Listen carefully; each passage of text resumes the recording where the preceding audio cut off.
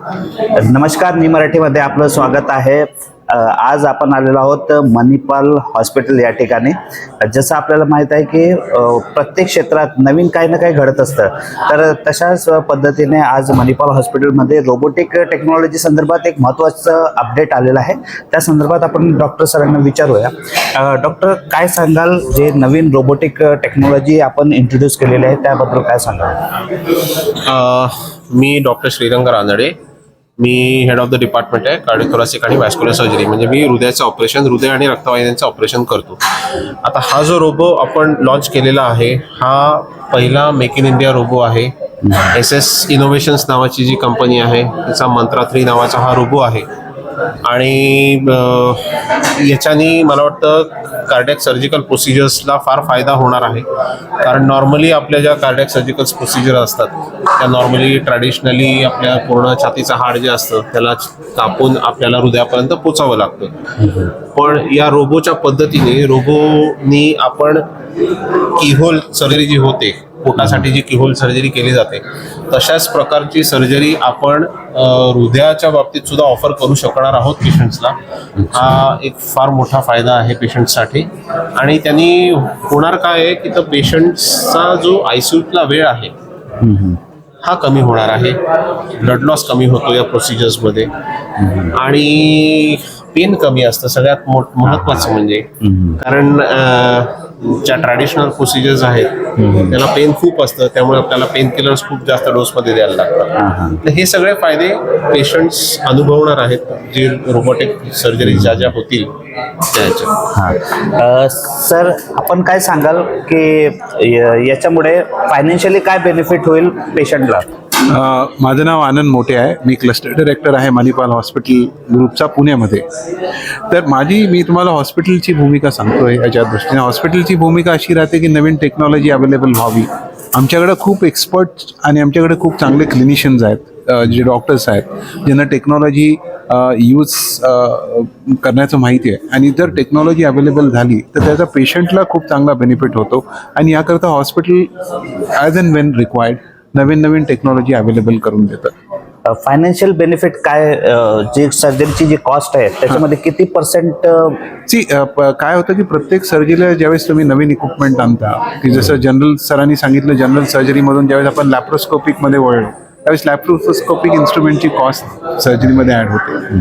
तर रोबोटिकची इन्स्ट्रुमेंटची कॉस्ट प्रत्येक सर्जरीमध्ये ॲड होते।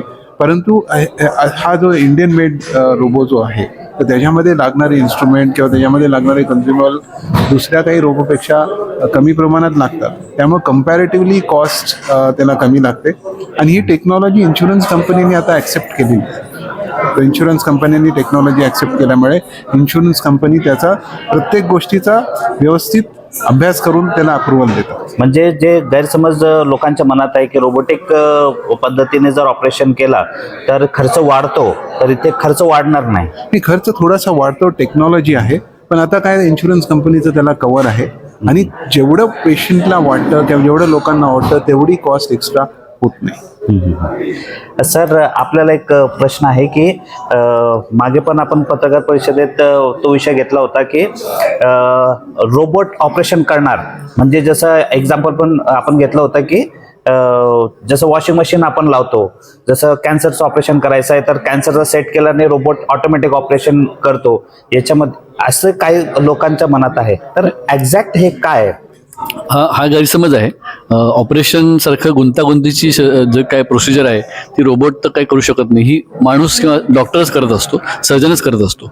रोबोटिक शस्त्रक्रिया हे नाव नसून रोबोटिक असिस्टेड सर्जरी हे त्याचं नाव आहे। त्यामुळे रोबो हे ज्याच्या आर्म्स असतात, त्याचे 4 आर्म्स आहेत, त्याच्यामध्ये इन्स्ट्रुमेंट दिले जातात आणि इन्स्ट्रुमेंट सर्जन थोडासा लांब बसून कंट्रोल करतो की जिथे तो व्यवस्थित त्याचे हात टिकलेले असतात, त्याच्या डोळ्याला 3D विजन मिळतं, मोठा स्क्रीन असतो आणि तो तिथून ते कंट्रोल करतो आर्म्स, आणि ती शस्त्रक्रिया पेशंटच्या पोटामध्ये किंवा छातीमध्ये होते। त्यामुळे रोबो शस्त्रक्रिया करत नसून रोबोला जे काही इन्स्ट्रक्शन दिले जातात किंवा रोबो जे काही मुवमेंट्स केले जातात ते सर्जनचे मुवमेंट्स तो मिमिक करतो, हे असं आहे। त्यामुळे रोबो शस्त्रक्रिया कुठली करत नाही, सगळी ट्रीटमेंट ही डॉक्टरच करतो। त्यामुळे पेशंटची जे काही उपचार करायचे ते डॉक्टरच करत असतो, रोबोच्या मदतीने। इन्स्ट्रुमेंट आहे सर्जरी करण्यासाठी डॉक्टरला हेल्प करणारा एक instrument करेक्ट. आहे. असं तंत्रज्ञान आहे की ज्याच्यामुळे डॉक्टरची विजन इम्प्रूव्ह होते आणि डॉक्टरचं जे कौशल्य आहे ते पण मॅग्निफाय होतं, की जे डिसेक्शन आहे ते जास्ती चांगल्या पद्धतीने होऊ शकतं.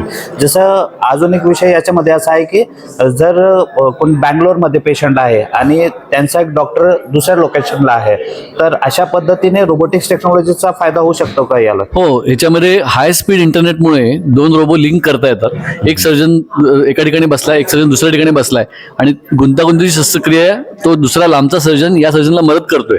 याला प्रॉक्टरिंग किंवा टेलिप्रॉक्टरिंग असं म्हणतात.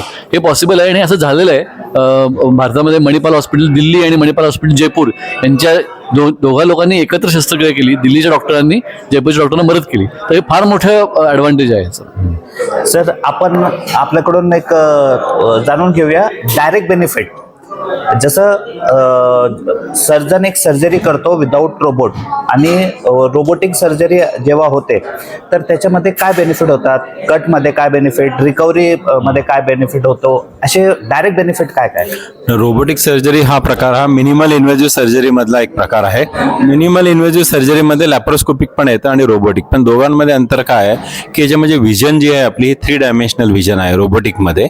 आणि ज्यावेळेस आपण ती ॲक्च्युली सुचरिंग किंवा डिसेक्शन किंवा कट हा ज्या प्रकार आहेत हे आपण छान बसून 3 डायमेन्शनल व्हिजनमध्ये करू शकतो. प्रिसिजन जास्त आहे, सर्जनला थकवा कमी येतो. सर्जन जर कंटिन्युअसली एक लॅप्रोस्कोपिक सर्जरी करेल तर दुसरी करताना त्याला थकलेला असतो. थकल्यानंतर त्याच्या चुका पण होऊ शकतात. रोबोटिकमध्ये हा थकवा निघतो. आणि तुम्हाला मगाशी सांगितलं जसं स्केलिंग आणि ट्रेमर रिडक्शन नावाचे स्पेशल प्रकार आहेत. तुमचे हललेले हात तिकडे सर्जरीच्या इन्स्ट्रुमेंटपर्यंत पोहोचत नाही आणि ही स्पेशालिटी ही रोबोटमुळेच आपल्याला त्याच्यात आलेली आहे. आणि एक्स्ट्रा मुवमेंट आहे जे सुचरिंग हाताने करू शकतो आपण. म्हणजे 2 ट्यूब आहे समजा शरीरातल्या 2 नळ्या जोडायच्या आहेत, त्या जोडण्याचं जे काम आहे जे हाताने करताना आणि रोबोटिक करताना तर रोबोटिकली इझी होतं. तर शिकण्याचं लर्निंग कर कमी झाला, तुमची एफिशियन्सी वाढली, पेशंटला मिनिमल इन्व्हेजिव्ह सर्जरीचे बेनिफिट आहे. फक्त प्रश्न राहतो तो एक थोडासा कॉस्टचा, तोही मार्जिनल झाला या रोबोटमुळे. पहिल्यासारखा एक्सपोनेन्शियल नाही आहे. पहिले खूप होतं, ते लाखात जायचं तो आता काही हजाराचा प्रश्न आहे. पण त्याचे तुम्हाला ॲडेड ॲडव्हान्टेज काय होतं, तुम्ही लवकर घरी जाणार. मग घरी 2 दिवस जरी तुम्ही एक्स्ट्रा काम करताय ओपन सर्जरीपेक्षा तर तुमची रिकव्हरी होते आणि पेन कमी होतो. पेक्षा हेल्थ महत्वाची, हेल्थ आणि ॲडेड तुम्हाला कॉस्ट रिडक्शन पण होणार. जर तुम्ही सगळ्या गोष्टीची कॉस्ट जोडली की मला पेन किती होतो, पेन किलर किती लागतात, माझा सहनशक्ती किती ताणली जाते, मी म्हणजे नोकरीला कधी जाऊ शकतो, या सगळ्यांचा जो हिशोब जोडला तर तुम्हाला ही जी 30,000 किंवा 50,000च्या रेंजमधली जी एक्स्ट्रा कॉस्ट आहे ही केव्हाच तुमची रिकवर होईल. And at the end of the day health is more important than the money. आणि सध्या आपल्याकडे एवढी 30,000ची अफोर्डेबिलिटी सगळ्यांकडे आहे आणि हळूहळू हे इन्शुरन्समध्ये येत आहे. त्यासाठी मणिपाल हॉस्पिटलने जे एफर्ट्स घेतले आहे इन्शुरन्समध्ये ही प्रोसिजर कव्हर करण्याची, हे वाखाणण्यासारखं. आणि त्याच्याशिवाय ही काही आपण कॉमन लोकांपर्यंत पोहोचवू नाही शकत. ही फक्त एलाइट लोकांची सर्जरी नाही आहे, दिस इज फॉर एव्हरीवन. आणि हे तुम्हाला एक्झाम्पल सांगितलं, गव्हर्नमेंट मेडिकल कॉलेजला तर हा रोबोट काम करू शकतो. तर यू जस्ट इमॅजिन की त्याची रीच कितीपर्यंत आली आता. करेक्ट. जसं आपण बघितलं की रोबोटिक पद्धतीने जेव्हा ऑपरेशन केलं जातं तर या टायमाला जे पेशंटला बेनिफिट जे होतात ते खूप जास्त होतात. कट कमी होतो, पेशंट लवकर बरा होतो आणि जो ICU मधला जो टायमिंग आहे तो कमी होतो. आणि जेव्हा पेशंट हॉस्पिटलमध्ये असतो त्यावेळेस प्रायोरिटी जी नातेवाईकांची असते की आमचा पेशंट लवकर बरा व्हावा आणि त्याच्या जीवाला कमीत कमी धोका निर्माण व्हावा. तर त्याच्यासाठी ही जी टेक्नॉलॉजी आहे ती खूपच सुंदर आणि एक वरदान आपण म्हटलं तर खोटं ठरणार नाही. तर पेशंटला जास्तीत जास्त फायदा रोबोटिक टेक्नॉलॉजीमुळे होतो.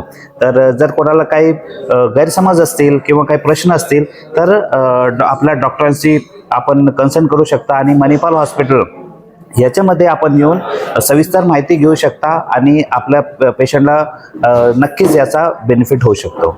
मी आझर कादरी, मी मराठी, पुणे. यशस्वी उद्योजकांची गाथा, काय होते त्यांच्या यशाचे रहस्य, काय होते त्यांच्या उद्योग जीवनातील अडचणी, कसे केले त्यांनी त्यावर मात, लवकरच घेऊन येत आहोत हॅपेक्स मीडिया प्रस्तुत मी उद्योजक, फक्त मी मराठीवर.